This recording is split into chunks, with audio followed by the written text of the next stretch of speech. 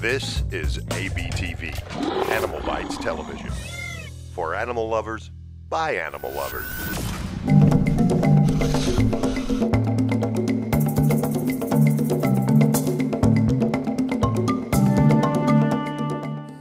I'm Greg Graziani, and I've always been fascinated by reptiles, from the tiniest fragile little creatures to the enormous deadly apex predators and everything in between.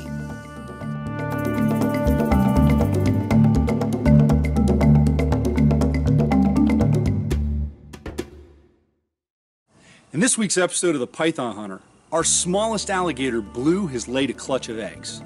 She's less than 6 feet long, so I was totally surprised by a clutch from her.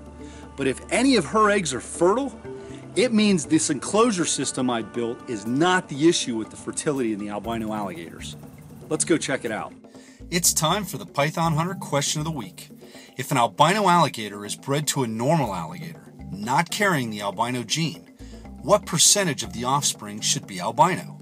Is it A, 100%, B, 50%, or C, 0? Go ahead and post your answer in the comment section down below, and stay tuned for the answer later on in the show.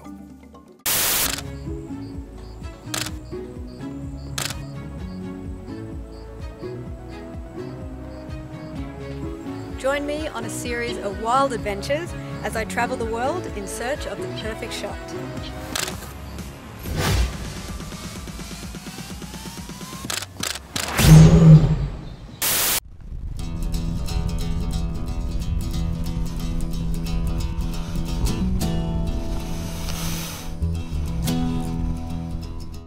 You can tell by the way that she's defending her nest that she has definitely laid her eggs.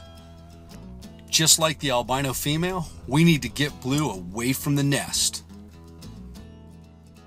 Most people are more cautious around the larger gators. The fact is, you need to be equally cautious around all gators. The larger ones can do more damage if they get a hold of you, but the smaller ones are more agile and quicker. They lull you in because of their size. You gotta get the bottom jaw on her. You'll see zookeepers and trappers using a top jaw rope to capture crocodiles. In my experience, that's not a very effective technique with alligators. The teeth of alligators are much smaller than those of the crocodiles, so during the struggle, the rope oftentimes slips off.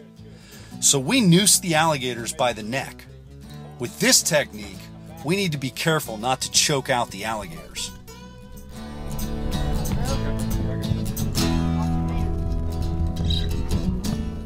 Since this is an extremely small alligator to have laid eggs, it'll be safer for her if we remove the noose and let Lane just hold her in position until I'm able to remove the eggs.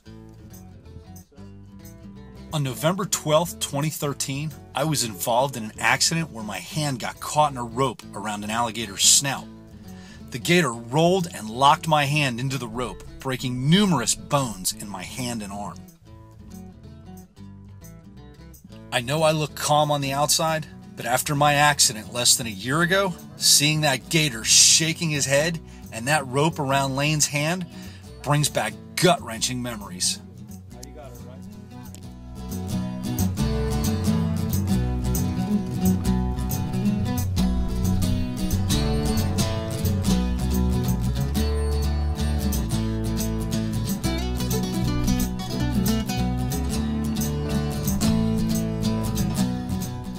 Now that Blue is secured, I can start digging for those precious white eggs.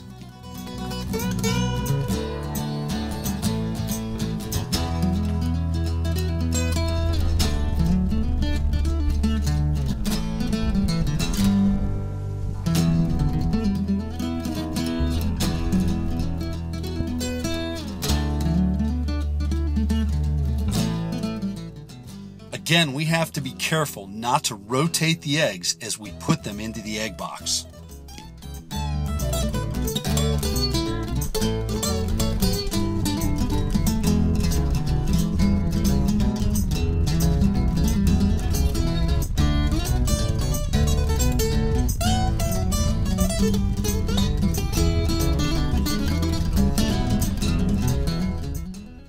15 eggs. That's impressive for this little girl. Now all we have to do is make sure we have a safe release.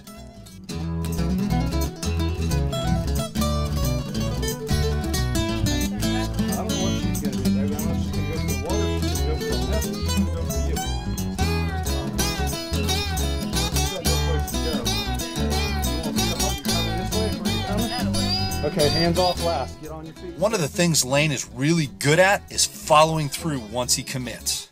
If you hesitate, you're gonna get nailed.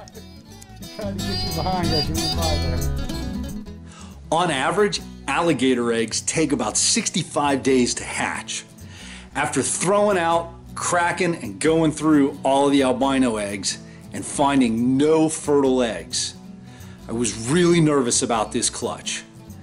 But a couple of weeks in, we counted about 6 or 8 of the 15 eggs with some banding on them. On day 68, normally you can hear these alligators chirping within the shells. I would call to them, no sound. I thought, skunked again, man.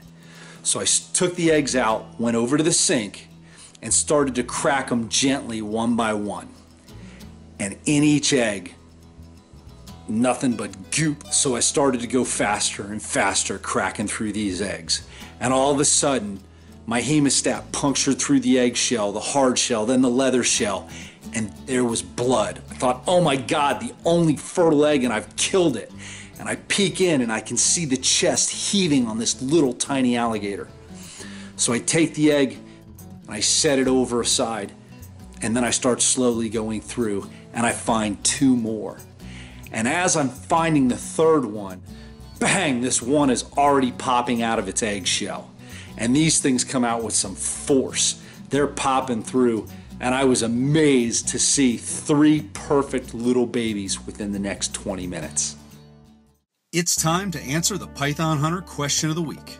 If an albino alligator is bred to a normal alligator not carrying the albino gene, what percentage of the offspring should be albino? The answer is C, 0. Albinism is a simple recessive trait, so breeding an albino alligator to a normal alligator would produce all normal-looking babies, but they all carry the albino trait. They are referred to as hets, which is short or slang for heterozygous.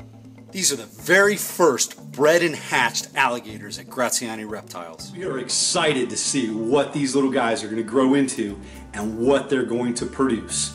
Definitely produce some albinos and maybe even a blue albino. We don't even know what that's going to look like. We've got about 7 to 10 years to find out, but I'm excited. That'll do it for this week's episode of the Python Hunter. Don't forget to follow us on Facebook and Twitter, and feel free to leave a comment down below and let us know what you thought about the show. We'll see you next week.